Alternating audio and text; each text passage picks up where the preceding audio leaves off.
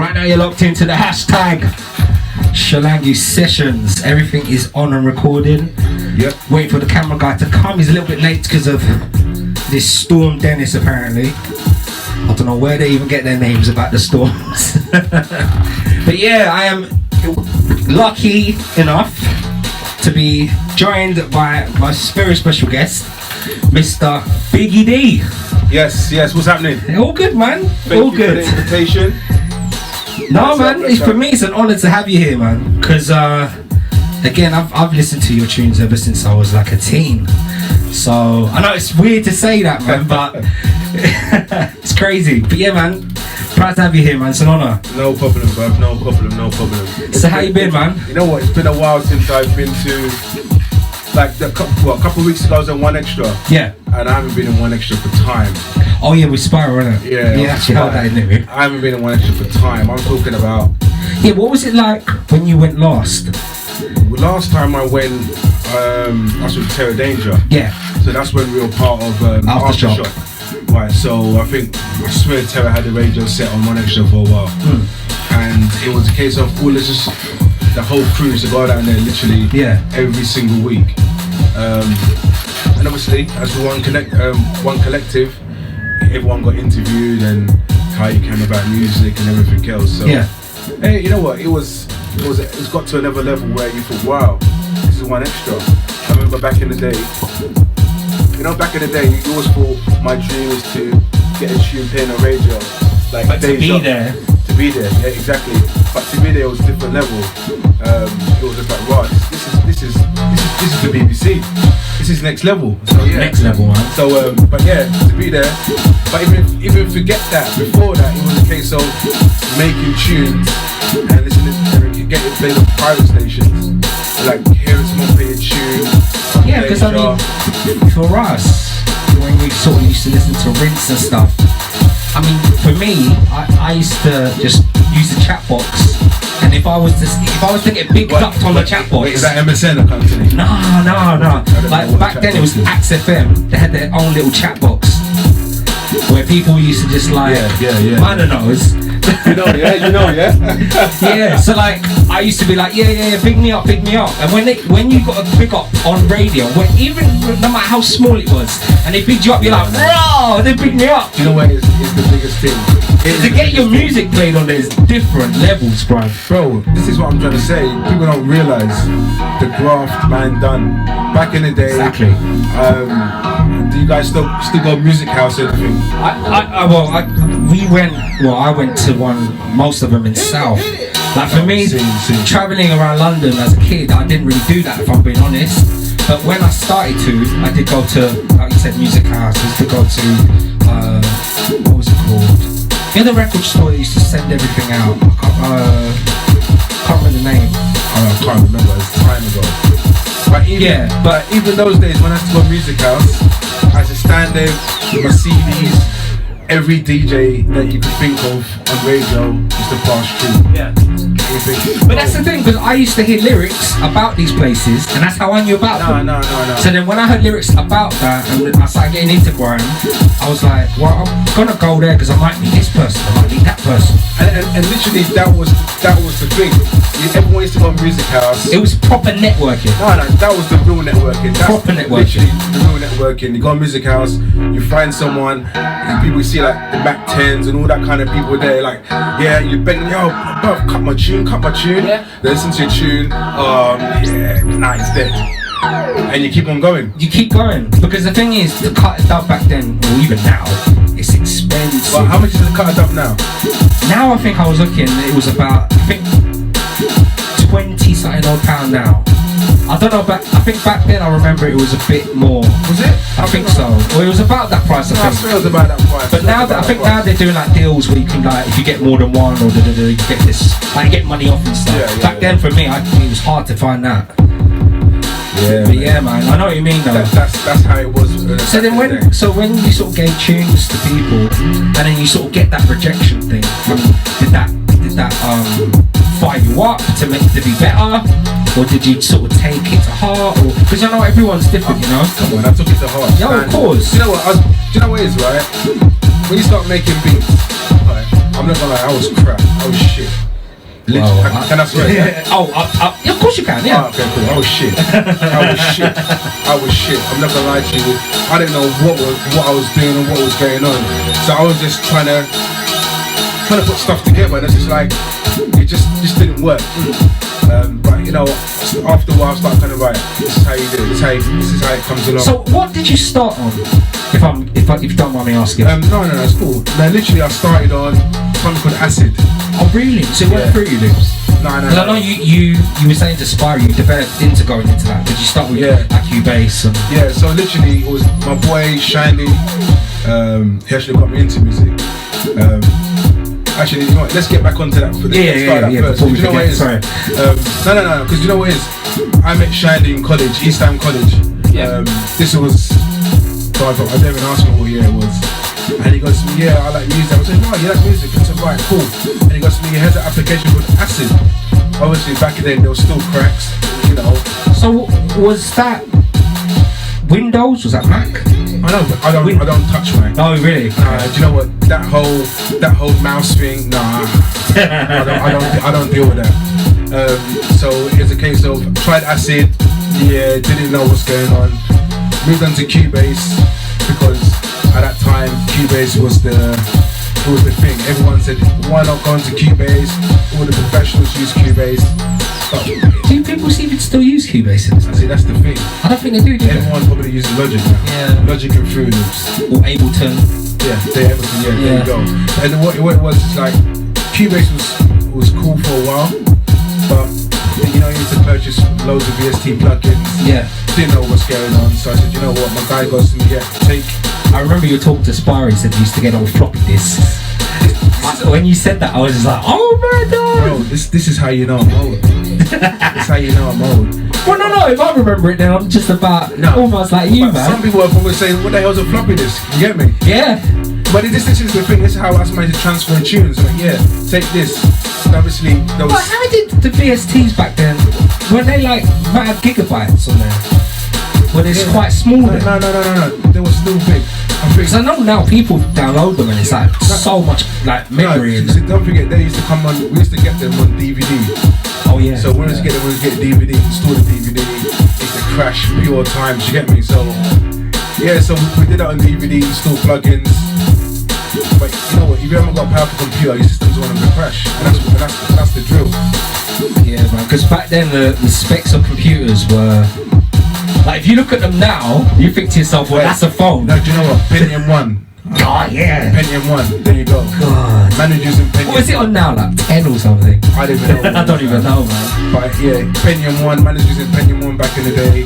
Man couldn't do shit. It was really, really poor. But what I could do was obviously Frontline. And obviously. So you made Frontline on Acid? No, that was straight on Fruit Loops. Oh, okay, cool. Yeah.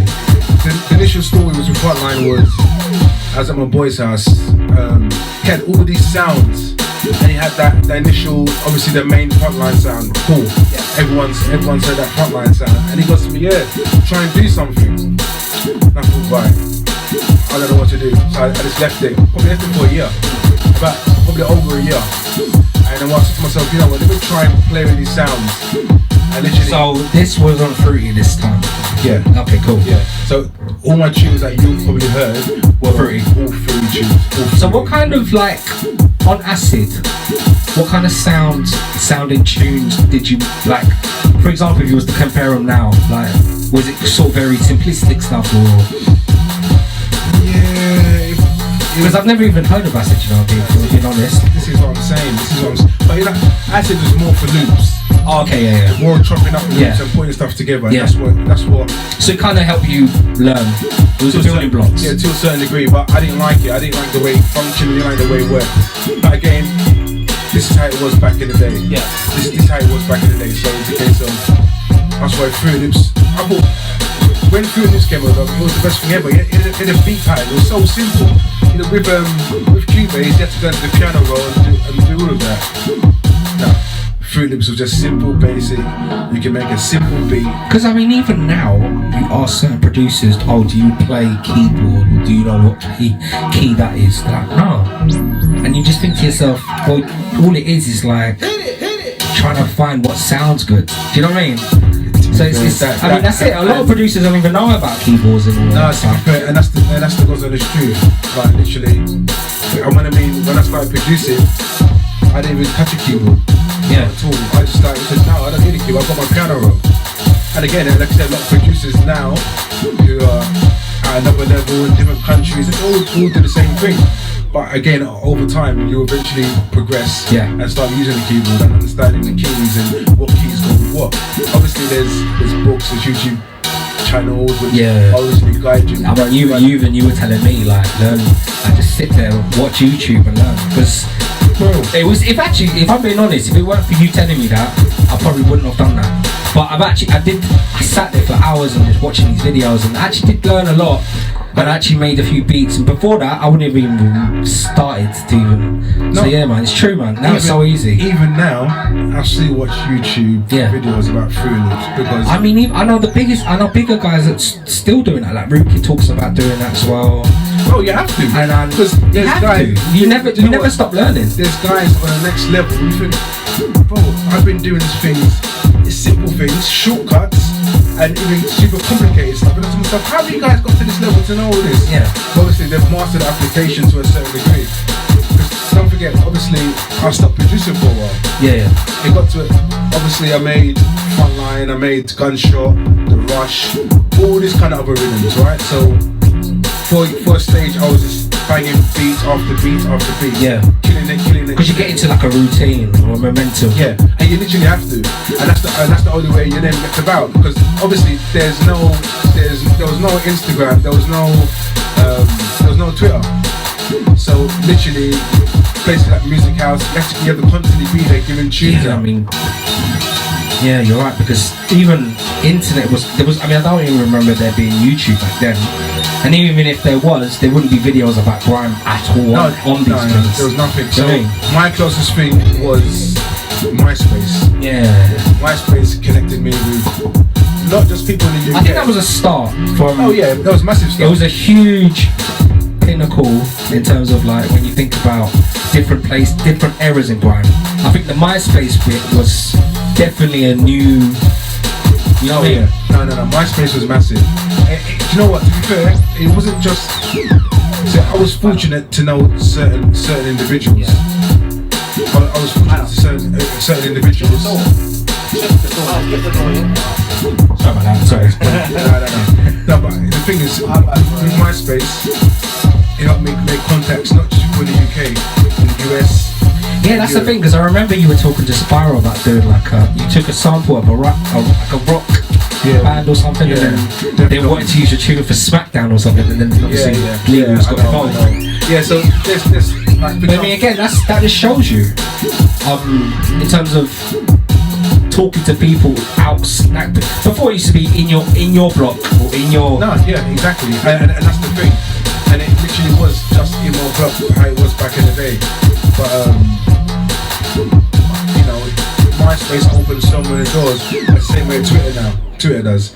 You get a couple of retweets, people listen to your stuff, you think, oh wow, where have you come from? Since when? Who are you? And from there you make a connection, and that's literally how it was. A bit longer, of course, but yeah, back then it was another level. Because I mean, even MySpace sometimes, like I was trying to put myself out there. Like now, you try to, in what way or another.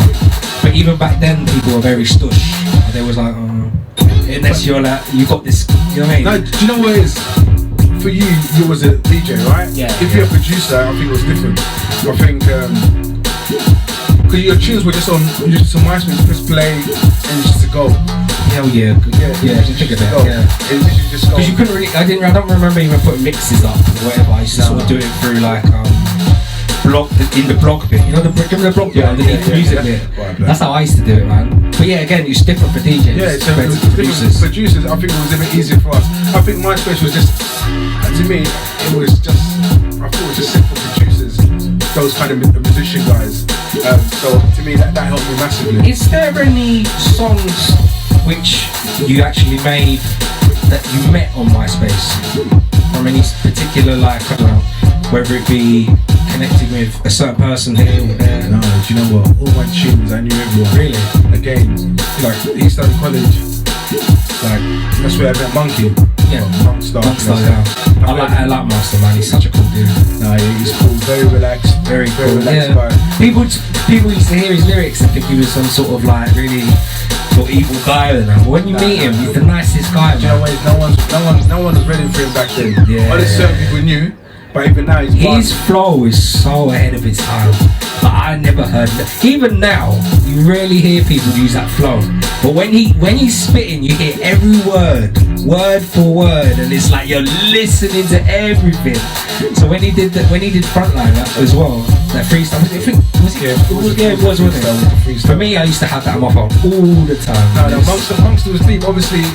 But again, MONKSTAR's from, I met him from East London College. Yeah. All my boys went to school with him. Yeah, MONKSTAR is big. And I thought, okay, cool. I met him at East London College. I thought, this can't be the guy in MONKSTAR. He was proper chilled out, like you said. Proper chilled out, you could raw.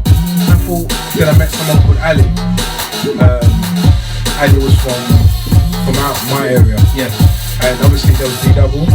And back in the day, they were part of a group called MAD. Okay. Yeah, Monkey, Ali, D-Double. Yeah. So I don't know. So I've never even heard of that. See, there you go. Yeah. So they were MAD. So they used to be in radio all the time.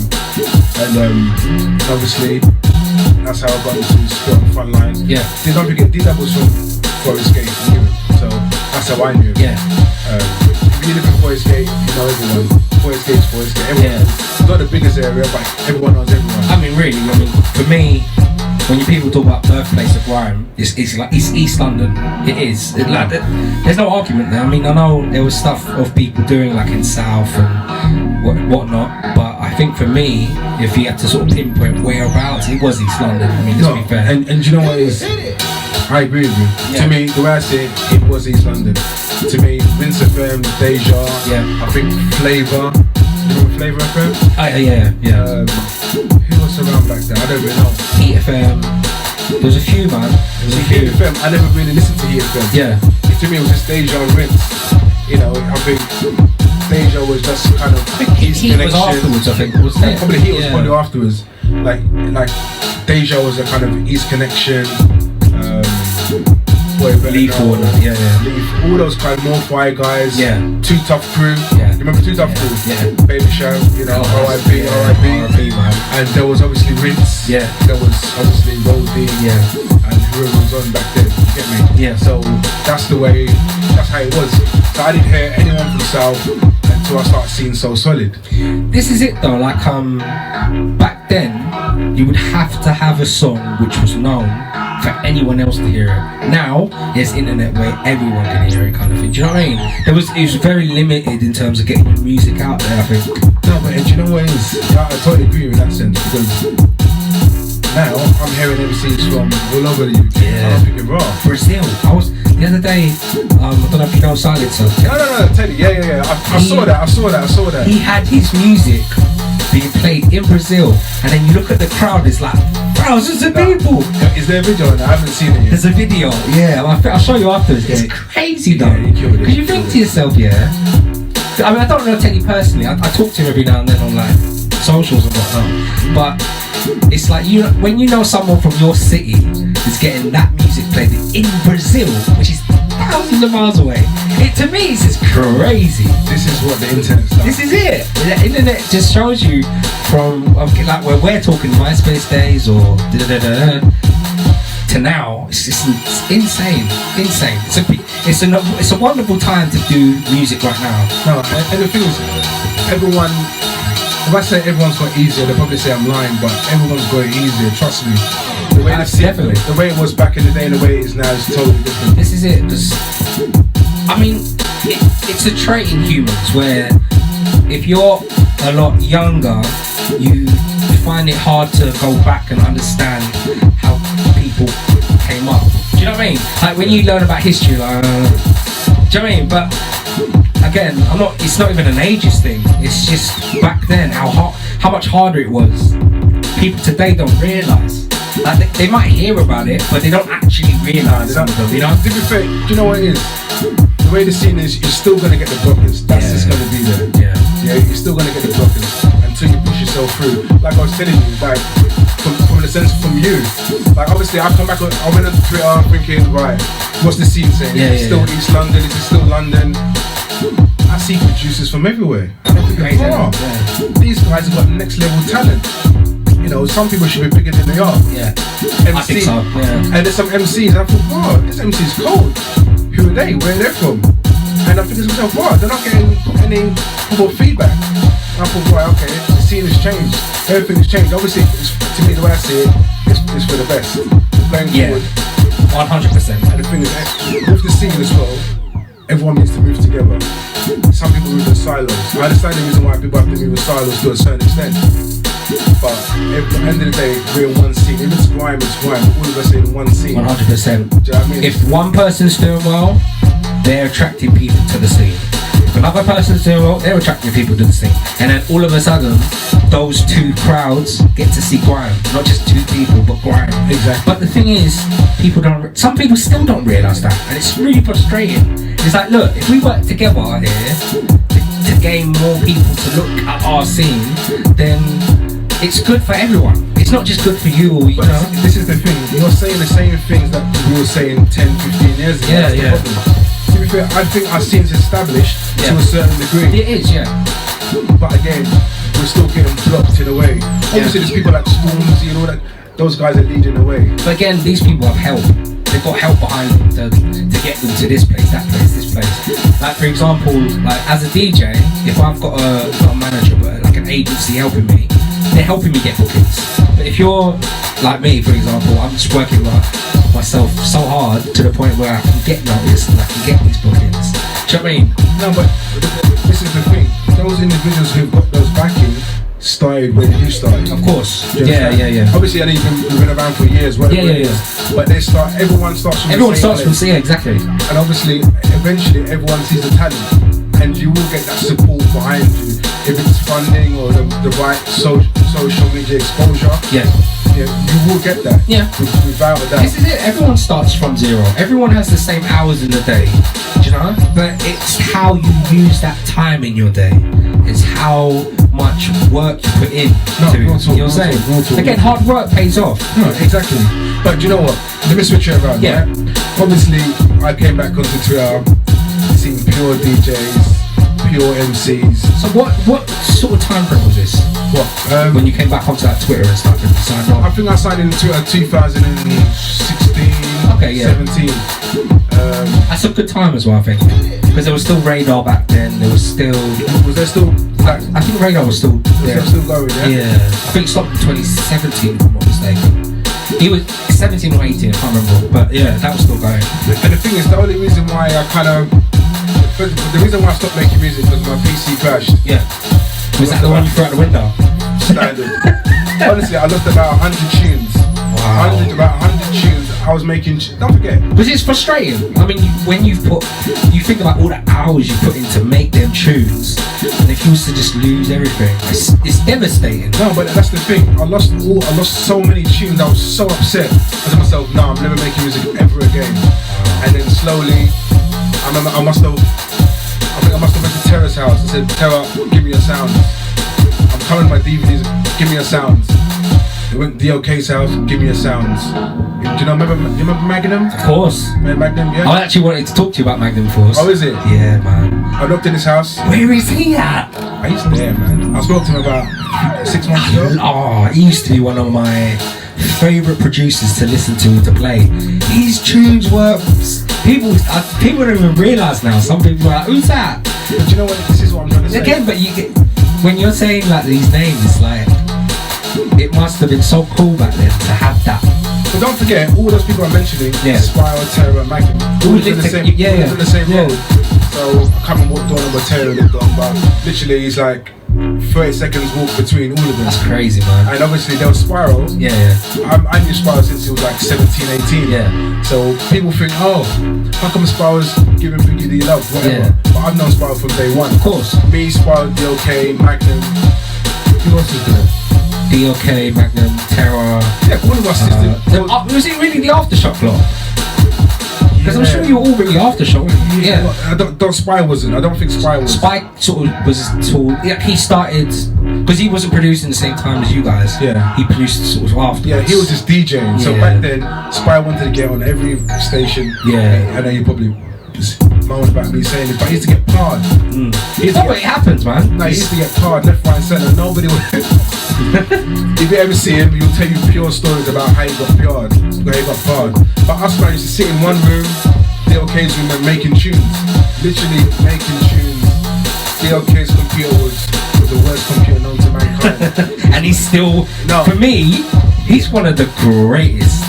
For me, his production was on the next level. I thought, wow, how do you do this? I asked him, how do you make it? What's I don't know. Yeah, because this is it. Like he's a man of very few words, but he's what he does in his music is genius. Yeah, he just has this next level where, do you know what I mean? And to be fair, on what he had at that time when he was making tunes, you wouldn't believe. I mean, you listen to some of the tunes that he made back then. Now they can still. If someone said, "Oh, they made that like a year ago," you'd be like, "Oh, well, yeah, it makes sense." Yeah. Seriously, and you know what I like about him, why I rate him so much, is because he doesn't really promote, doesn't really talk. Not talk, but he doesn't really put his stuff out. Like people, if they make a tune, they promote hard. He doesn't really do that, but he's still now for me one of the greatest because people know about his tune.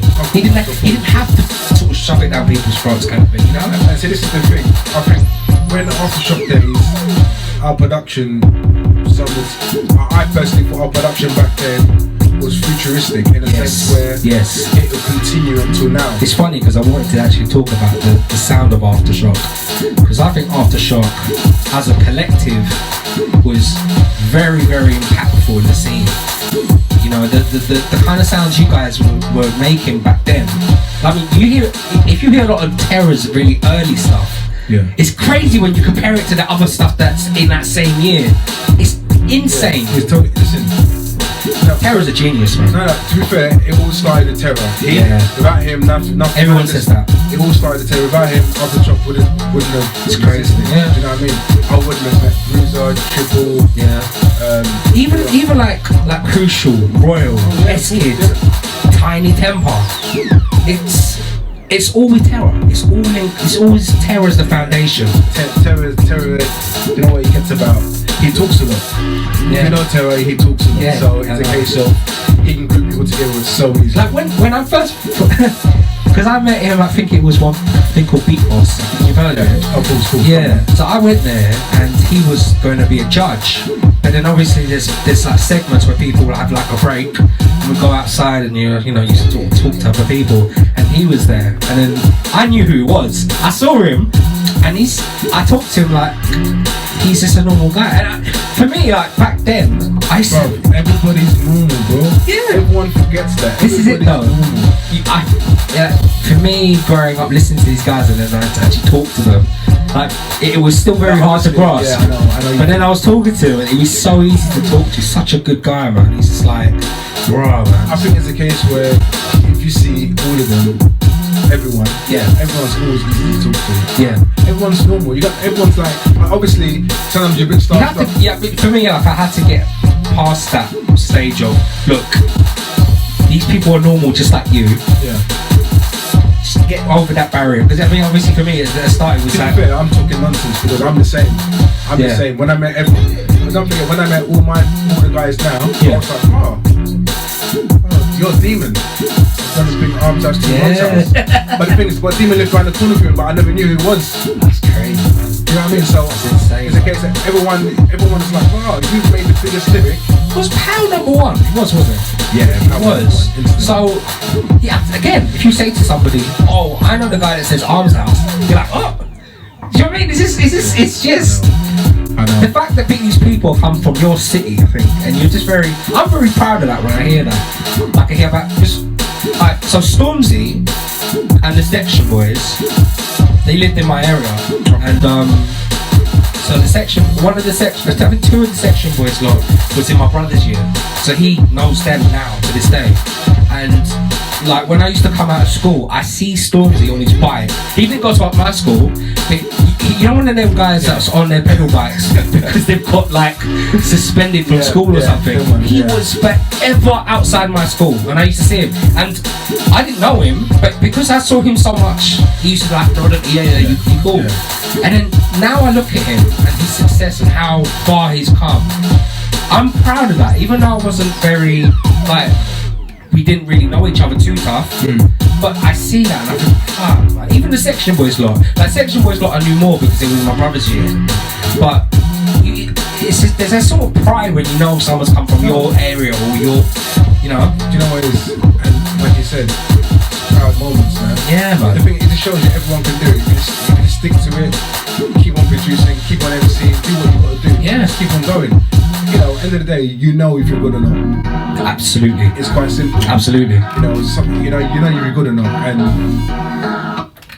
so I wanna showcase more of your tunes because these. So the beat before this one was off of your brand new EP, BAU, which we'll talk about, and this is also off of the EP as well. So sorry, I wanted to make sure I played both of them because I've looped them, so it's like 30 minutes long.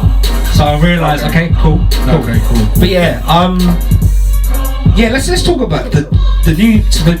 When you came back into music, considering you started from the beginning, almost the beginning, how different in terms of production, everything? Like, what was different and what was the same?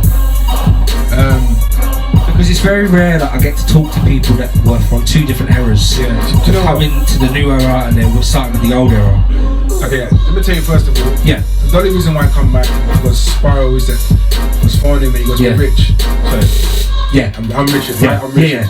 It's not BGD. Because you know, yeah, exactly. Because we're brethren, so it's Rich, come back, make tunes. You know what? First of all, God bless SPYRO for doing that. Because I don't know. God bless SPYRO for doing that. That's all I'm gonna say, man. Yeah, big up. I'm so happy that you're back. Because again, you're one of the main producers I used to listen to most of your tunes. So I'm glad that you're back, man. Very glad. Thanks. But you know what? And he goes to me, when are you gonna come back? I go to him, bro, I'm never coming back. And he goes, no, send me this tune. I know you've got all these tunes. Yeah. And I had them on DVDs, like somewhere. Yeah. Like hundreds of DVDs for me. He goes, send them to me. Make tunes. And I thought, you know what? Went out, bought a laptop. And also at this time he's producing now as well. Oh yeah, he was gone. He was clear. But the thing is, we still used to speak in general, like, what's going on in the area? Because we were still from the same area. Yeah. So it's again, what's going? So it wasn't just about music. Was he ever producing the same time as you back then? He was starting. He was just starting. And to be fair, the sound he's got now is the like same Shadowboxing. Did he make that with you? Like when you were a producer? Yeah. He did. Yeah, oh wow. Okay, cool. So his sounds were the same how it is now. Yeah. Obviously, his quality of level of production is next level that now. Sound of he still has that. He still had that sound. Yeah. That's his sound. He always had it. Yeah. So it's a case of, obviously I come back, got a laptop, went to his house and said, nope, give me sounds. Yeah. He gave me a few sounds. I think he showed me Serum. Yeah. Like I went on Twitter, when I heard about Serum. Because you have to learn about this new stuff as well. Yeah, because it was a VST plugin I never heard of, and Serum sounds were mad. And I think I went on Twitter, I can't remember what producer sent me Serum. Yeah. Or gave me the key for it. I can't remember everyone's names. And I started using Serum. And I started obviously got my samples again. And it's a lot of the sounds on the EP from that Serum. Yeah. It is. Okay, cool. So I think this tune here, all these sounds are from the sounds that SPYRO gave me. So all the sounds from that. But again, so I mean, you see, like the actual production side in terms of like the VSTs and stuff. Is that all the same stuff, or is that changed? Because VSTs back in the day are not compatible to the applications they are now. Okay. So back in the day, I used to use orchestral. Yeah. So orchestra sounds. Yeah. So and the orchestra sounds are still being used until now. Yeah. So obviously Nocturnal. Yeah. You know Nocturnal, right? So Big Seek. Yeah, Big Seek. So he used orchestral. We all used orchestral. That was the closest thing we could get to an orchestral band or orchestral sound. Yeah. So all of us used that. It was a case of we thought, right, this is stuff banging it. But now everything's changed. Yeah. Like I still had orchestra CDs to try and install. I said, sorry, this is not compatible with that. Raw. I've been away for a long time. Yeah. So obviously it's all. See, that's why I really wanted to talk to you, because also you had a break. So there's like a time period where you had to adjust, especially when you're coming back, which is why I wanted to really ask you about that kind of sort of, how hard was it to get back into stuff, considering there was a sort of time period that you missed? I had to listen to music again. Really? No, I didn't. I'm not gonna lie, even me as well, like, when I stopped and I came back. Yeah, I didn't stop listening to music. Yeah. I heard the bait music. Okay, you would hear one extra bait music. Same. Right? But I wanted myself, I thought, I'm not one extra bait. I'm more grime. Like you hear my grime in a basement rave, or whatever it is. Yeah. So it was a case of I had to listen to grime again. Who are the producers? Yeah. Who are the latest producers? And again, so before you came back, were you still listening to grime? In that time period, really was. Yeah, but don't forget, I still knew people in the scene, so I was listening to them. Course, you know what I'm saying? Yeah. So MONKSTAR, he had a studio. Yep. I had to go to the studio, just chill, chat shit, listen to his tunes. Yeah. Right, this is sick. Sook Knight, I know Sook. Yeah. Shandy, I know Shandy. Yeah. I know Scratcher, I know Scratcher. Yeah. All these people are normal people. Yeah. Of course. You just know. Yeah. So you hear their music and think, wow, your tunes are sick. So obviously I studied their music first of all. Yeah. Then I went out to listen to everyone else's music. Obviously I know DLK's music, Spy's music. Yeah. I heard their music. So I thought, right, what's everyone else making? And I literally had to reformat myself how to make their kind of tunes. Yeah. So I'll probably. I mean, again, just sort of being around, listening to their stuff, it must be an amazing thing to learn, because you learn from what you listen to. You know what I mean? Like certain. Because when you're saying these names, huge names, man. For me, anyway. No. Pinnacle names in this thing. These names are names where like, raw. How long have we known these guys? Yeah. It's just like the drum and bass scene. Yeah. All these producers from drum and bass all knew each other for years and years and years and years. Yeah. And that's literally how it is until now. And some people know each other for longer. Yeah. And there's new producers that are following the same kind of trend. It's actually crazy how much talent has come from one place. Yeah. It's like we're in this naming these names. You think to yourself, oh, that person must live here, they must be over there.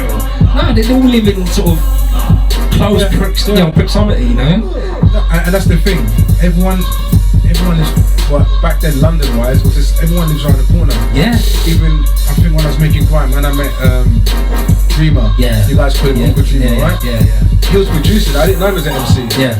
You heard his. But he was MCing after he was producing. Is Uncle Jimmy you're talking about? Uncle Dreamer. Yeah. I didn't know him as Uncle. I didn't know he was Uncle Dreamer. I didn't know who that is. Just Dreamer. Was this Dreamer? And I knew him as Dreamer, and then he changed his name to Uncle Dreamer and started sort of doing just like the MCing and stuff. Yeah, that MC. But I knew him as Dreamer from before. Yeah. Void to that MC, so I didn't. Yeah. To me, it was this Dreamer producer, and we used to link up, make beats together as well. So it was a case of. He's a whole producer as well. No, he's a big producer. I love Big Dreamer, man. Big Dreamer. Now, even heard loads of his old school stuff. Yeah. I don't know if he doesn't produce now, does he? He doesn't. I think he does sometimes. He actually, I mean, for him, I got in contact with him, and I was just saying, how much I rated his stuff, and he was telling me he had to go through old computers to get them beats to send me.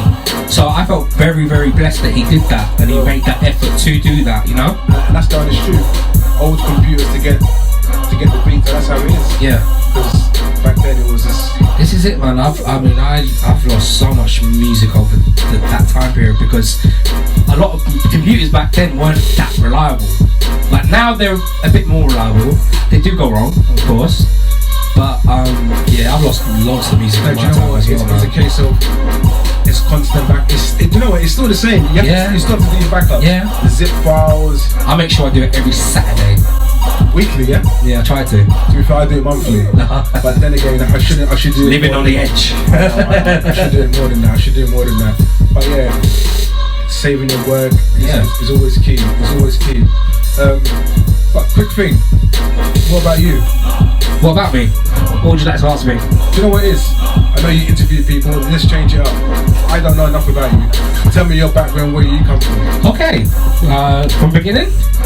Why not? Sure, hold on. Cool, sorry. It's kind of, you think usually these interviews? No, do you know what? Yeah, so I started, how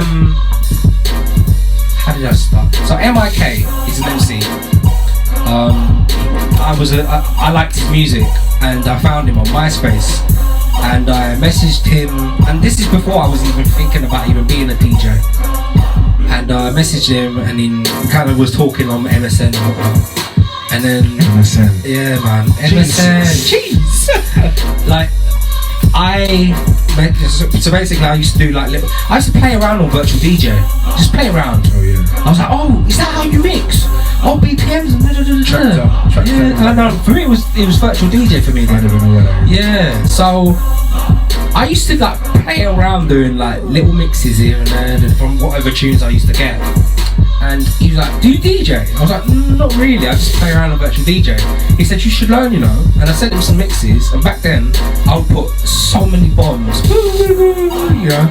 Because it sounded, for me, it's like, oh, it sounds like a proper mix. You know what? I remember Commander B used to do all that kind of stuff. Yeah, yeah. And then, when he said that, oh, you should be a DJ, I then started to listen to DJs like SPYRO, like EZ, and I started to when I do something I get really not obsessive, but I do it a lot. I will listen to them a lot, and I was sort of like listening and finding out as much as I could about being a DJ and what they did and how they mixed and and then I started really taking it seriously. So then I started to get sort of like equipment like decks and stuff. What was your first decks?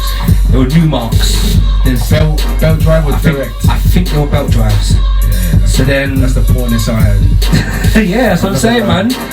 It was with the mixer with like only two channels. Yeah, that's it. Do you know what I mean? It was crazy, man. But then I started to collect vinyls and and what's your first vinyl? What Grime vinyl? Grime one, I think it was a Johnny Cash one. Oh, Johnny Cash. Yeah, I think it was Spanish. No, was it Spanish? No, it was. I know it was a Johnny Cash one. I can't remember which one it was. And I got it from J Sweet's shop. He had J Sweet. Yeah. He had a record label back in Croydon, right around the corner from me, literally. And then once I realised he was. The thing is, when I was buying it, I didn't realise who I was buying it from. Yeah. But then one day he was talking to someone and they said, "Yo, J Sweet," and then he answered back. I was like, "That's J Sweet." And then from there on, yeah. And even to this day, he's very really stuck to his tunes. So he was very, again, a lot of these people back then were very like hard to talk to and stuff. But that's where I started collecting. I spent so much money in that shop of just vinyls and stuff. I used to sort of, my mum used to give me like pocket money and stuff, and I'd save, knowing, oh, there's a vinyl's out this week. Oh, I need to wait for it. Yeah. You know, save up, then bought it. And it was, that's how it was back then. So who was your, out of all the DJs, I wasn't expecting this switch, by the way. I know. Out of all the DJs that you were listening to at that time, period of time, who was your number one DJ? SPYRO. Really? Like him and the Mac 10. Yeah. For me, that like even now, the fact that I'm even having conversations with these guys, it's still mind blowing, man. Because I used to study these guys, like, you know, how do they? What do I do? How do I mix it? How do I? You know, I was just studying these guys, man. No, do you know what? And I think most people back in the day who are probably from that area where you started probably will say Mac 10 or Spy. Yeah. Mac 10. Well, that's. I'm just trying to think, because I know a guy called Scope, and it was he was the first set I went on, because MI took me to XFM, and I walked in. There's Storming. There's Rude Kid. Rude Kid back then was spitting. People didn't know that. Shut up. Yes. He's a spit. Yes. He was spitting bars. Was he good? He was good. He was decent, bro. Because this is back. Hey, also, Doc Rotten was in that, bro. Stormy was in that room, Brookie was in that room, and I'm in this room thinking, raw. And what's going on for you? You better not clang. No, but I wasn't mixing. Oh, you just went there? I just went there to sort of like with MI was spitting as well. There was a load of guys.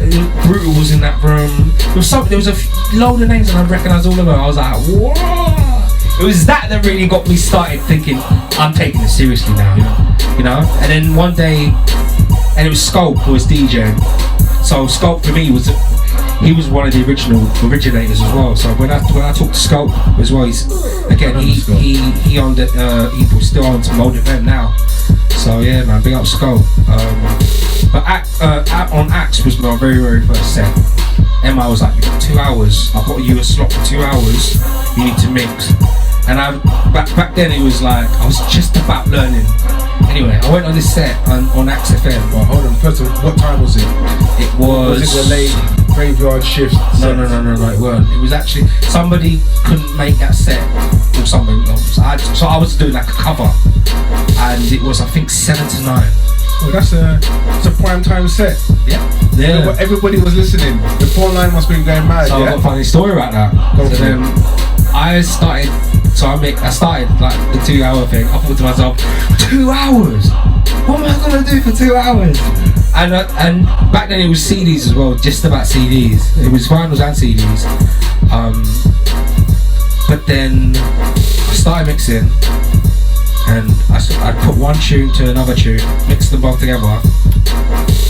Didn't really mix them together. I clanged, and then next tune clanged, next tune clanged. Anyway, I go back home, and there's a chat box anyway, so I'm gonna read that after.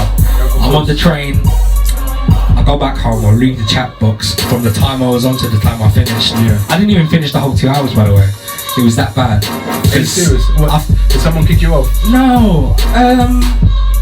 They didn't kick me off. Or did you put in ads? No, they didn't kick me off. They I just said I didn't have enough tunes.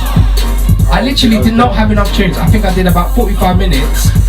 I might have done 1 or 2 good mixing, but other than that it was like. And then I said to the guy, I've got no more tunes. And it was Pabs back then, the guy called Pabs, he passed away not too long ago, or a few years ago. So R.I.P. Pabs. But yeah, it was. I just said to him like, I ain't got enough tunes, but he was cool with me, man. He was just like, it's alright, man. You know, it happened. You learn. You're gonna learn from this. And boy, did I learn from that. Because when I went home and I read that chat box, they lit me up. This guy's shit. This guy can't mix. This guy is. What's he doing on radio? This guy needs to go home. The fan base. But I read that. No, but that, believe it or not, didn't get me sad. Well, of course I was a bit sad. I was like, but I knew I was bad. So I was kind of like, no, they're right to say that. I wasn't good. And then that made me stay in my room for hours and hours and hours and hours to get better. The next set I was a little bit better. And you start from there, momentum. So yeah, man, that's where it really started from, man. Big. I know no one probably knows that, but I thought I'd ask you that. Some people do, but yeah, man. It's cool talking about it on my own show, man. That's crazy. But you know what? Let's switch it back. I want to talk to you about your podcast. Yes. Fully Geeked. Let's podcast. talk about that. Tell me more. Just tell people what that is, or. Do you know what it is? It's a case of a group of friends. Yep. How many people are involved in doing it? Just you, or? I think there's 6, but really and truly there's 5. Yeah. Why say that? One never turns up. Yeah. So we call him the cameraman. Straight up and down. But it's a group of friends got together. It's a case of us, man. We're on WhatsApp all day long. Yeah. We talk about films that we've seen. Obviously, everyone's into the Marvel, DC stuff. All random TV shows. So it's about things like comics, movies. Not comics. It's more just about movies and TV shows. Yeah. Which what we try to do is obviously pick up the main kind of US TV shows, yeah. The Powers, the Flashes, yeah. Homeland, whatever it is. Just talk about them. Yeah, and we talk break about it down. So yeah, literally break it down bit by bit. And each podcast is approximately how long? It's an hour. An hour. Yeah, probably an hour. And do you do more than that sometimes? Christmas time we did. Yeah. Ray and Nephew was there. Yeah. How long has it been going for? Do you know what? This it's probably going for 8 months. Really? 8 months. Good, man. But you know what it is? Again, it's a group of friends who got together. We talk so much on WhatsApp. Yeah. Why don't we do a podcast? Yeah. You know, so it's just like, you know what? My main guy, Nate, he said, you know what? Let's try something called Anchor. Yeah. Never heard of Anchor. Anchor was a kind of, everyone could be on the phone together and talk about the pod. Yeah. That's how we initially started. Is that how you started? Initially started, wow. yeah. And then obviously things progress. So obviously you learn from your mistakes. Yeah, and you progress on. And what kind of setup are you using? Is it like with 4 microphones and recording it? No, literally we've got a studio. We're in a studio now. Yeah. We've got a proper studio set up. Yeah. Do you hire the studio or do you? No, it's a friend of a friend of a friend. Yeah, that makes sense. Yeah. And initially we got that set up. We're there. We pre-record the show. The release dates on every Friday, 9 AM. But it's a case of it's finally. At first, it was just. To be fair, it is still a hobby. Because obviously, not everybody's just into music. I've got a life. Of course. Stuff, so I think people forget that as well. Because you do music, you don't do nothing else. Yeah. You know. Because people tend to think like because you do, for example, you've got a friend that likes grime. That's the only thing you can really talk to them about sometimes. Do you know what I mean? Exactly. Unless you know someone that likes stuff that you like as well. Like, I know you like wrestling, right? Yep. WWE. Music, the sort of rock music like that as well. Yes. I know you were talking about that with SPYRO. I was like, yeah, me too, man. There you go, rock music. So that's an example. You like your wrestling, I like my wrestling. So it's a case that you still watch it. Nah, it's gone to BT Sport, man. Oh, that's right. Yeah, I refuse to pay for it. But the thing is now, you can just go on YouTube and watch the best bits. That's what I do. I can't watch for over 3 hours, man. It's too long. No, it's like, you can't. It's a bit of a mission to watch for 3 hours, man. But the thing is, my pod, I love to talk about wrestling. They don't have it. Yeah. I want to talk about EastEnders. They say no. Coronation Street. They say no. Emmerdale, no. I thought, bro. You watch all of that as well, yeah? I watch it. Same. Hollyoaks. Yeah, you know what? Why does everyone die so much? I think that's the best one, man. They're ahead of their time, yeah, man. The text messaging thing, the music. Now EastEnders is trying to do music. Yeah, I don't know. Hollyoaks is good, but anyway, guys, I want to talk about the Hollyoaks in the next podcast, if that's allowed. But yeah, so you can catch us on all social media, Twitter, Fully Geek Podcast. Yeah. Instagram, same thing as well. Yeah. Sorry. Should I get the door again? Sorry, man. This is people. It's a hard setup, man. But, bro, so Fully Geek, just let people know where you can listen to it or find that. You can listen to everywhere. Spotify, YouTube. Anywhere you get your podcasts. Yeah, so type in Fully Geek Podcast. Yeah. SoundCloud, YouTube. Everyone, man. Spotify. Yeah. Subscribe to that and listen to that, man. What was the episode I was listening to? I can't remember. I was listening to one. When was it? Like a week or 2 ago. Because you put it up. I thought, what's that? What's the point? I actually didn't even know you were on it until I listened to it. I thought, okay. But my name is not Biggie D on that, by the way. It's Richard Maxwell. Yeah, that's the Because when you sent me, you know what it was? How it was you? Because you sent me a tune. And it says your name on the email. Yeah. Then I thought, that's who that is. Yeah. I don't have like friends that just call me Richard. Yeah. I don't. There's no alias, not alias, but there's no like, you know. Yeah, exactly. Okay. So it's a case of is this Richard? Cool, man. No, but honestly, did you listen to it? Did you subscribe? I listened to it on.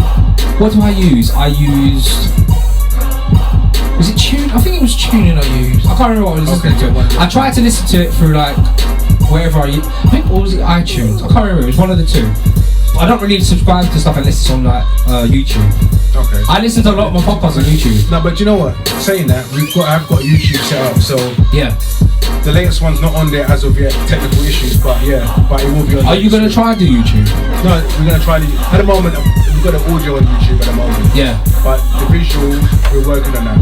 So I would definitely recommend that. No, the visuals are like that's the only reason I started listening to podcasts is YouTube. I used to watch it rather than listen to it. But then when I realised people were listening to it that long, I thought, let me try that. And then I started listening to some, like, there was some sort of like, these people talking about flat earth. And I was like, what are you talking about flat earth for? Are you mad? Are you dumb? was not flat. And then I was like listening to these people, how mad they were, and for me it was entertainment. This is the thing. And if it's something that you're interested in as well, because we just talk about everything. Yeah. Even though we come off subjects a lot of the times, not intentionally, but it happens. Yeah. But you know, like we were, I mean, I wasn't expecting to be interviewed today. No, so no, see, that's what I'm saying. No, and that's how it literally is.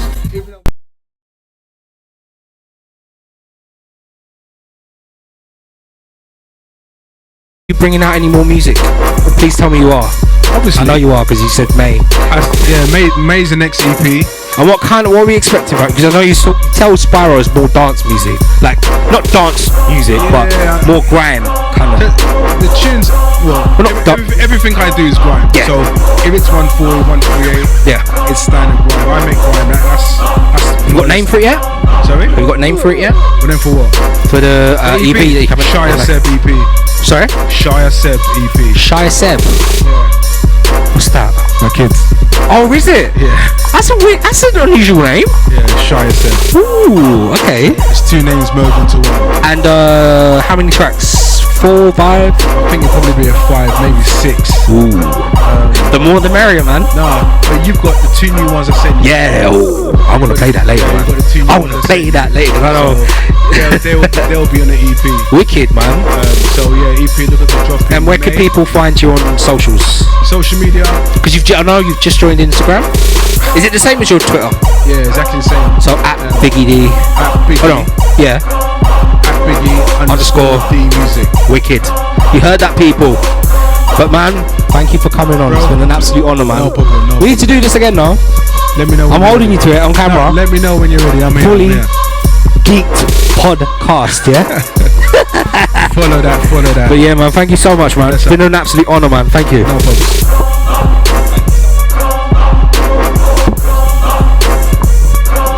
Alright, so right now you're locked into the hashtag #SHILANGUSESSIONS. I hope you've enjoyed that little chat with my guy Big ED.